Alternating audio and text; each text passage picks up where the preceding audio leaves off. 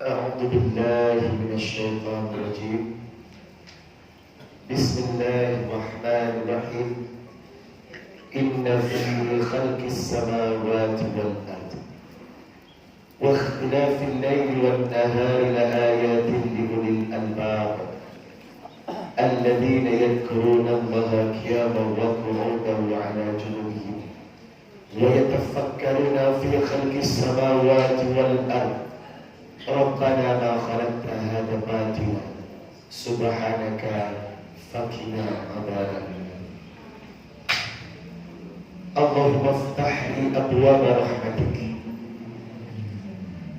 اللهم أنت ربي لا إله إلا أنت خلقتني وأنا أعبدك وأنا على عهدك ووعدك ما استطعت. أعوذ بك من شر ما صنعت.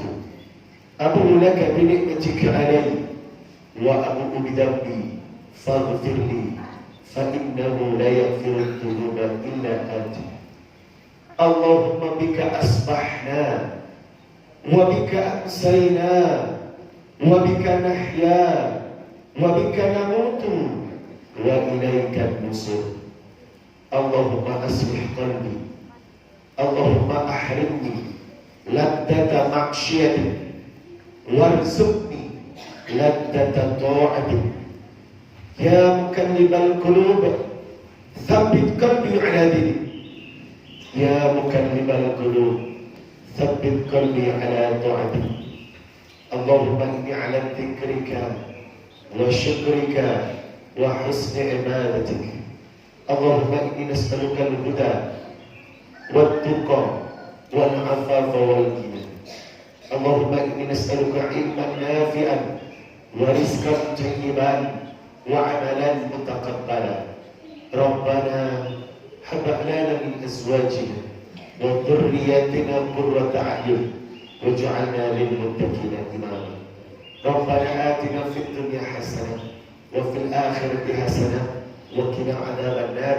سبحان ربك رب العزة عما يصفون وسلام على المرسلين والحمد لله رب العالمين. السلام عليكم ورحمة الله وبركاته. وعليكم السلام ورحمة الله وبركاته. إن الحمد لله نحمده ونستعينه ونستغفره ونعوذ بالله تعالى من شرور أنفسنا ومن سيئات أعمالنا. من يهده الله فلا مضل له ومن يضلل فلا هادي له.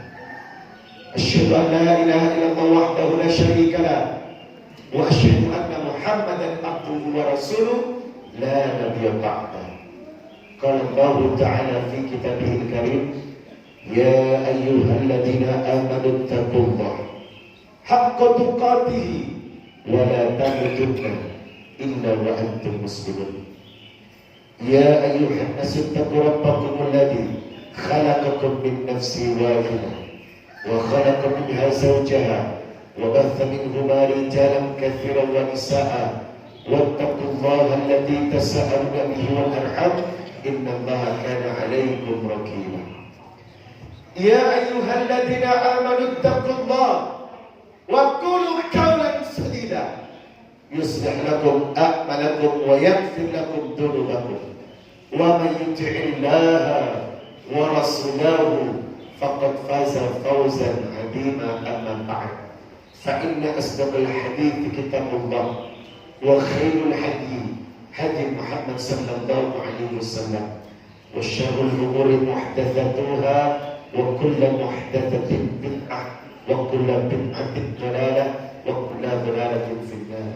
اللهم صل وسلم على نبينا محمد وعلى آله وصحبه ومن تبعهم بإحسان إلى يوم القيامة. Rasulullah sangat sayang kepada kita sampai beliau selalu berdoa, Allahumma barik li ummati fi bukuriha. Ya Allah, berkahilah umatku di pagi hari, maka semoga kita pun bisa membalas cinta Rasul dengan selalu taat kepada ibadah, taat kepada perintah, menjalankan sunnah, menghindari dosa dan menghindari maksiat. Maka insya Allah itulah membuka cinta Allah kepada kita. Kita bersyukur bertemu di Masjid Al-Falah sesuai dengan namanya, Al-Falah, sukses, kemenangan. Maka kita berharap yang berada di masjid ini selalu menjadi hamba-hamba yang berbahagia dan menang.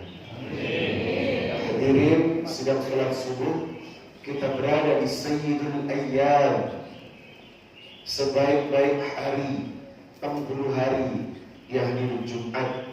Maka kita berdoa kepada Allah, semoga Allah selalu memberkahi langkah kehidupan kita.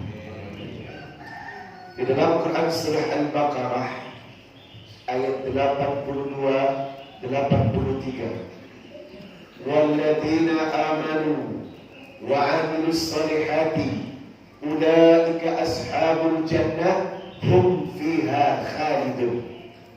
Wa id akhadna mithaqa bani Israil la ta'buduna illa Allah wa bil walidayni ihsana wa dhil qurba wal yatama wal masakin wa qulu lin nasi husna wa aqimus shalah wa atuz zakah thumma tawallaytum illa qalilan minkum wa antum muqridun. Ayat ini menjelaskan tentang ciri-ciri orang yang akan masuk surga. Walladzina amanu wa amilus solihati ulaika ashabul jannah. Mereka yang bisa menjaga iman, mereka yang senantiasa berbuat kebaikan, ulaika ashabul jannah, maka secara mutlak Allah letakkan di surga, hum fiha khalidun, dan kekal di dalamnya. Lalu siapa mereka? Wa in akhadna mithaqa bani Israil, mereka yang senantiasa la ta'buduna illallah, selalu menyembah dan taat kepada Rabb, yakni Allah, wa bil walidaini ihsana, berbuat baik dan memuliakan kedua orang tua, wa dzil qurba, berbuat baik kepada kerabat, wal yatama, anak-anak yatim, wal masakin, orang-orang miskin, wa qulu lin nasi husna, selalu mengucapkan kata-kata yang baik kepada manusia, wa aqimus shalah, menegakkan salat, wa atuz zakah, senantiasa berinfak dan bersedekah, thumma tawallaytum illa qalilan minkum wa antum ta'lamun. Hanyalah orang-orang sedikit yang memahami bagaimana agar kita senantiasa diletakkan di surga Allah. Dan ternyata surga itu ada dua, Bapak Ibu. Jannatu fil ard wa jannatu fil akhirah. Surga dunia bisa dinikmati oleh orang-orang yang taat. Salah satunya dalam Quran surah Ali Imran ayat 37. Kullama dakhala Zakaria al-mihrab, ketika Zakaria masuk ke kamarnya Maryam, wajada indah rizqa, Nabi Zakaria saja sekelas Nabi kaget. Karena apa? Kamarnya Maryam ini dikunci, dan kuncinya yang pegang adalah pamannya Zakaria. Setiap masuk kamarnya Maryam, berbagai hidangan dan makanan menumpuk di kamarnya, buah-buahan, makanan istimewa, sampai Zakaria heran, sampai Zakaria takjub, lalu bertanya kepada Maryam, qala ya Maryam, anna laki hada, dari mana hidangan ini? Padahal kamarmu saya kunci, buah-buahan, makanan istimewa. Qalat, apa jawaban Maryam? Hada min fadli Rabbi, ini semua dari Tuhanku. Innallaha yarzuqu man yasha bighairi hisab, Allah memberikan rezeki kepada siapapun yang dikehendaki tanpa perhitungan. Bayangkan, sekelas Maryam, hidangannya langsung diturunkan dari langit. Allahu Akbar. Berarti apa? Ada orang-orang yang taat kepada Allah, yang sengaja rezekinya Allah hidangkan. Sedangkan di luar sana, orang bekerja mati-matian, memeras keringat untuk mencari rezeki, dan ini Allah yang menghidangkan rezeki atas izin Allah. Tidak ada yang tidak mungkin ketika Allah mencintai hamba. Tidak ada yang tidak mungkin ketika Allah sayang kepada hambanya. Sekelas Maryam, wanita biasa, namun disucikan oleh Allah, mendapat hidangan langsung dari langit. Maka kita berharap, saya berdoa semoga yang duduk di sini bisa menikmati Jannatul fil ardh, surga dunia, di mana rezeki Allah yang datangkan, di mana rezeki Allah yang hidangkan. Tetapi ada syarat yang mutlak agar hidangan bisa diturunkan dari Allah kepada kita. Nah, syarat inilah yang harus saya sampaikan kepada antum jemaah agar kita menjadi manusia pilihan Allah Subhanahu wa taala. Dalam satu hadis riwayat Bukhari nomor 7423. Hadis riwayat Bukhari nomor 7423. Rasulullah sallallahu alaihi wasallam bersabda, "Inna fil jannati mi'ata darajah." Surga itu punya 100 tingkatan. A'addallaha lil mujahidina fi sabili. Dan surga ini disediakan lil mujahidina fi sabili, orang-orang yang bersungguh-sungguh mendekatkan dirinya kepada Allah. Tolong carikan kalimat ini. Tolong catat kalimat ini. Lil mujahidina fi sabili, yang bersungguh-sungguh. Berarti apa? Penghuni surga itu nggak santai, Bu. Penghuni surga itu nggak santai. Penghuni surga itu nggak santai, Pak. Tetapi ada kalimat lil mujahidina fi sabili, orang yang bersungguh-sungguh mencari jalan menuju Allah. Dan Nabi berkata, kullu darajataini bainahuma bainas samai wal ard. Tahukah kalian jarak antara satu surga ke surga berikutnya seluas langit dan bumi? Masya Allah. Begitu besarnya kenikmatan Allah. Kemudian Rasulullah menganjurkan kalimat dari Allah, fa idza sa'altumullah, kalau kamu minta kepada Allah jangan tanggung-tanggung. Fasalahul firdaus, mintalah surga firdaus. Fa innahu, sesungguhnya awsatul jannah wa a'lal jannah, surga firdaus adalah surga yang utama dan surga yang pertama. Wa fawqahu arsyur rahman, di atasnya surga firdaus itu arsyur rahman, rumahnya Allah. Di atasnya firdaus itu arsy-nya Allah. Maka kita diajarkan meminta surga firdaus. Wa minhum tufajjiru anharul jannah, dan di dalam surga ada banyak sungai-sungai yang mengalir yang diberikan kepada orang-orang yang senantiasa taat kepada Allah. Masya Allah. Berarti Bapak Ibu, kalau berdoa jangan nanggung-nanggung. Ya Rabb, surga yang paling kecil lah, yang paling pendek lah. Tetapi fasalul firdaus, mintalah surga firdaus. Sebab apa? Fa innahu awsatul jannah wa a'lal jannah. Inilah surga yang paling diidam-idamkan. Maka saya berharap semoga kita bersungguh-sungguh menjadi hamba-hamba Allah yang mengharap surga firdaus. Amin ya rabbal alamin. Kemudian dalam satu hadis riwayat Bukhari nomor 3244, Muslim nomor 2824, Rasulullah sallallahu alaihi wasallam bersabda, ini merupakan hadis qudsi. Apa itu hadis qudsi Bapak Ibu? Hadis yang Allah berkata tetapi tidak dibukukan dalam Al-Quran. Itu hadis qudsi. Kalau Allah berkata, a'dadtu li'ibadiyas salihin, aku sediakan surga untuk orang-orang yang saleh, untuk orang-orang yang taat. Mala aina ra'at, surga itu tidak pernah terlihat oleh mata. La uduna sami'at, surga itu tidak pernah terdengar oleh telinga.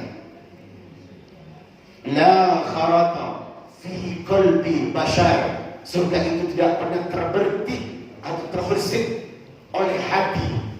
Qara'tu in syi'tum, lalu Rasulullah membaca ayat, fala ta'lamu nafsum ma ukhfiya lahum qurrati a'yun, Quran surah Sajadah ayat 17. Dan surga ini tidak pernah terlihat oleh apapun dan tidak pernah terlihat oleh pandangan, dan hanya ketentuan Allah yang akan diberikan kepada orang-orang yang Allah ridhoi. Hadirin yang saya hormati, sudah saya gambarkan tentang bagaimana surga yang Allah titipkan. Sekarang lil mujahidina fi sabili. Apa langkah-langkah Anda? Apa langkah-langkah saya? Atau apa karakter agar kita bisa diletakkan di surga Allah? Inilah 4 golongan atau 4 karakter penghuni surga. Maka siapa yang hadir hari ini memantaskan dirinya untuk 4 karakter ini, maka Anda berhak berada di surga Allah. Amin. Mari kita buka Quran surah Qaf. Ibu, surat Qaf. Surat apa? Bapak, surat apa? Surat keberapa dalam Al-Quran? Qaf. Subhanallah. Ini tanda rajin buka Quran. Surat keberapa dalam Al-Quran? Qaf. Ya Allah, kemana aja selama hidup? Lalu bagaimana kita masuk surganya Allah? Urutan surat aja tak tahu dalam Quran. Ibu, ayah, Qaf surat keberapa dalam Al-Quran? Surat ke-50. Surat Al-Hujurat surat keberapa dalam Al-Quran? Surat 49. Surat Ar-Rum surat berapa dalam Al-Quran? Ar-Rum. Jangan diburuk atau Pak. Surat Ar-Rum surat berapa dalam Al-Quran? Surat ke-30. Surat Al-Kahfi surat berapa dalam Al-Quran? Surat ke-18. Kita ini harus hafal harusnya nama-nama surat dan urutannya. Makanya kalau saya ceramah tanpa dalil, mendingan saya tidur. Saya ceramah tanpa hafal nomor surat atau nomor hadis, mendingan saya tidur. Umat ini harus cerdas, apalagi dari harus paham. Ayat berapa, nomor berapa, hadis apa, perawinya siapa, itu harus paham. Karena ini dakwah, ini bukan main-main. Makanya orang Islam itu harus paham, harus memahami. Di dalam Quran surah Qaf, surat keberapa tadi? 50. Allah menjelaskan, wa uzlifatil jannatu lil muttaqina ghairu ba'id. Sesungguhnya surga disediakan untuk lil muttaqina, orang-orang yang bertakwa, ghairu ba'id, dan tidak jauh surga dari orang-orang yang bertakwa. Berarti rumusnya, kalau Anda ingin dipuji dan disanjung Allah, kalau Anda ingin disayangi Allah, pantaskan diri kita untuk menjadi lil muttaqin, orang-orang yang bertakwa. Dan ternyata orang-orang yang bertakwa punya 4 ciri. Orang-orang yang taat kepada Allah punya 4 ciri. Hada tu'aduna likulli awwabin hafid. Ciri yang pertama, hada tu'aduna likulli awwabin hafid. Ciri yang kedua, hafid. Man khasyir rahmana bil ghaib khasyir rahman. Ciri yang ketiga, takut kepada Allah. Waja'a biqalbin munib. Ciri yang keempat, al-munib. Maka ditutup dengan kalimat udkhuluha bisalam. Dalikal yaumul khulud. Mereka masuk surga dengan penuh keamanan. Dalika yaumul khulud, dan kekal di dalamnya, abadi di dalamnya. Ternyata ciri penghuni surga ada 4. Yang pertama awwabin, yang kedua hafid, yang ketiga man khasyar rahman, yang kelima bi qalbin munib. Ini yang harus kita pahami. Yang pertama, hada tu'atuna likulli awwabin. Siapakah yang disebut awwabin, Bu? Orang-orang yang kembali kepada Allah, orang-orang yang mencintai taubat. Innallaha yuhibbut tawwabina wa yuhibbul mutatahhirin. Allah sangat mencintai orang-orang yang bertaubat dan mensucikan diri. Bapak Ibu, manusia ini kerap berbuat salah dan dosa. Betul? Qulu bani Adam khata'. wa khairul khata'in at-tawwabun. Setiap kalian gampang berbuat salah dan dosa, maka wala tuzakkihim, jangan sok suci jadi orang. Jangan sok alim jadi orang. Jangan sok pintar jadi orang. Karena apa? Anda dan saya berpotensi untuk melakukan dosa dan salah. Jangan mengaku aku paling bagus, aku paling taat, aku paling baik, aku paling alim, aku paling berilmu, aku paling banyak hafalan Qur'annya. Wala tusakku bi anfusihim, jangan pernah mengaku diri Anda paling suci. Kalau ada tipikal orang seperti ini, biasanya gampang merendahkan orang lain, gampang menghina orang lain, gampang membid'ahkan orang lain, gampang mengkafirkan orang lain. Karena apa? Sok dia yang mengkapling surga. Ada beberapa komunitas yang menghina saudaranya. Sedikit bid'ah, sedikit bid'ah, sedikit bid'ah. Saya tanya, emang lu yang punya surga? Emang lu yang kafling surga? Lu asistennya Allah yang bisa menentukan orang surga atau neraka. Anda tidak perlu berpikir orang surga atau neraka. Karena apa? Itu hak privilege, itu haknya Allah untuk meletakkan di mana. Yang perlu kita lakukan, jadilah orang yang awwabin, selalu mawas diri dan bertobat diri. Karena apa? Kita gampang berbuat dosa dan maksiat. Betul? Orang ini gampang berbuat dosa dan maksiat. Introspeksi diri. Jangan gampang menyalahkan orang. Jangan mengaku diri yang paling baik dan paling suci. Karena Allah melarang. Jangan pernah mengaku diri Anda yang paling baik. Ini perasaan yang ditanamkan. Karena ada sebagian saudara-saudara kita yang mengaku dirinya paling oke, paling suci, sehingga seolah-olah menyalahkan orang lain dan menganggap orang lain hina dan salah, ada di mata neraka di matanya Allah. Maka ini yang dilarang. Prinsip ini dijauhi. Kalau bisa, jadilah orang yang rendah hati, tawadhu, berilmu tapi beradab, berilmu tapi santun, berilmu menjaga lisan, berilmu berakhlak, bukan berilmu tapi sombong, bukan berilmu tapi ngomong sendiri, bukan berilmu tapi menyalahkan orang. Inilah yang disebut awwabin, orang yang kembali kepada Allah dengan taubat. Siapa yang hari-harinya diisi dengan beristighfar, introspeksi diri, bertaubat kepada Allah, maka Allah akan meletakkan dia di surganya Allah.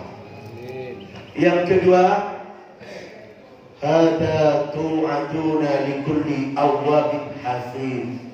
Apa itu hafid, Bu, Bapak? Memelihara aturan-aturan Allah. Ini penting sekali, menjaga aturan-aturan Allah. Mana yang menjadi batas, mana yang bisa dikerjakan, mana yang harus ditinggalkan. Fajtanibu, jauhi. Karena bangsa ini kenapa penuh dengan musibah? Negeri ini rajin hajatan musibah. Banjir, gunung meletus, kebakaran hutan, tsunami, gempa bumi, tanah longsor sudah menjadi pemandangan dan berita harian yang tidak mengejutkan. Harusnya ketika ada gempa, heboh. Heboh. Kenapa heboh? Berarti ada maksiat yang telah Adam lakukan di muka bumi.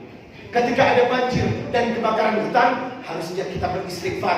Jangan tenang-tenang saja. Berarti apa? Ada luka Allah atas khianat hamba-hamba Allah yang telah keluar dan tidak menjaga aturan-aturan Allah.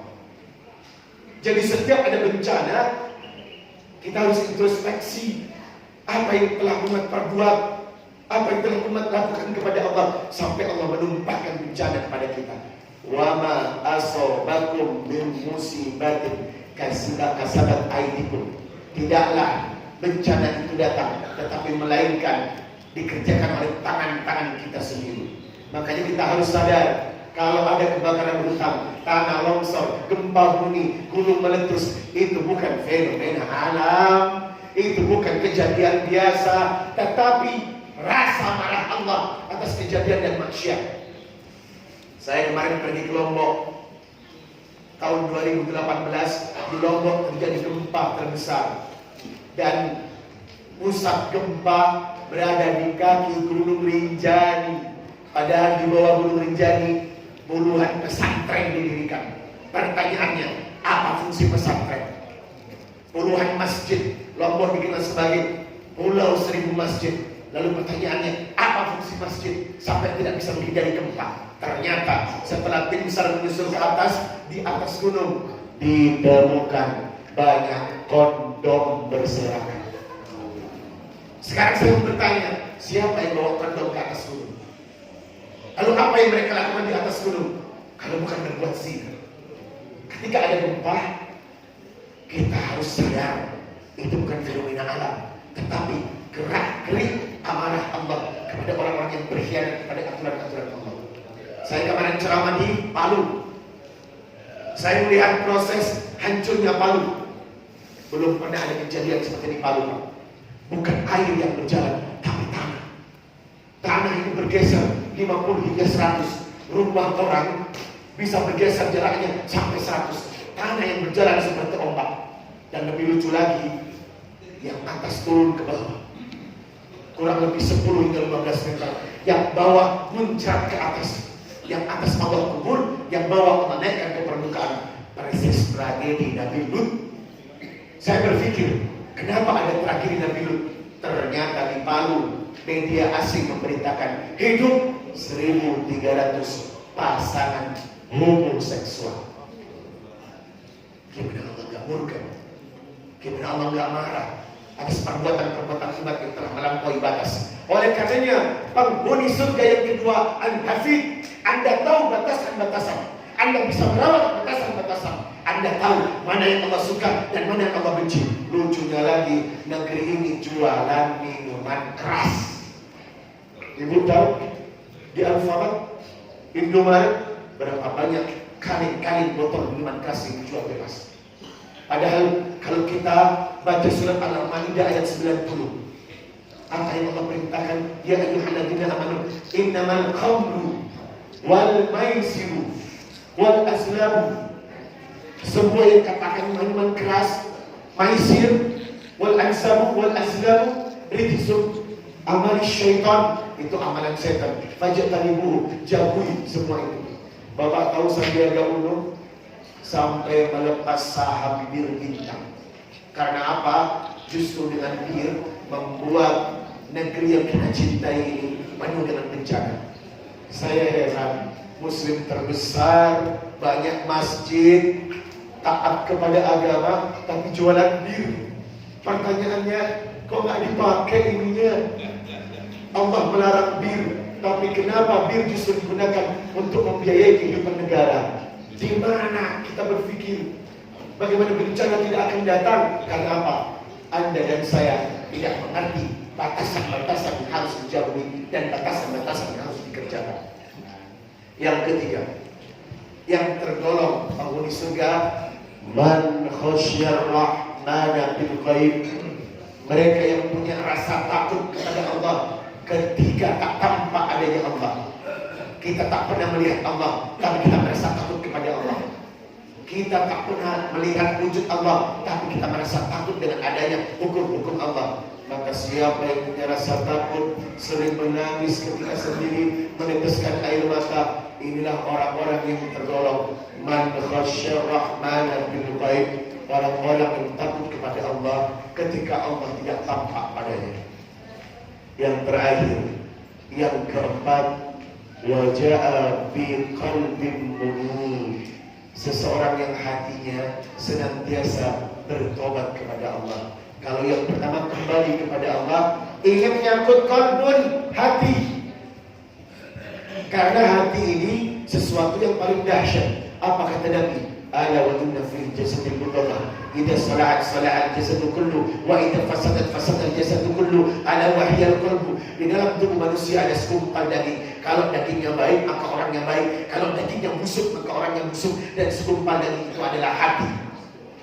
Kadang mulut diam, hati suka menghina orang. Betul Ibu? Ih, hitam banget deh. Ih, gemuk banget deh. Ngomong dalam hati, berarti apa? Hati Anda kotor, walaupun mulut Anda diam. Berapa banyak mulut diam, tapi hati berkomentar.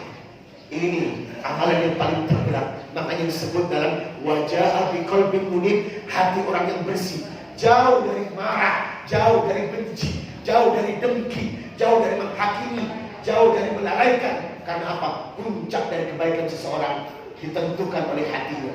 Maka seseorang yang taat kepada Allah bukan cuma bergerak secara fisik, bukan cuma bergerak secara zahir, tetapi hatinya juga berzikir kepada Allah.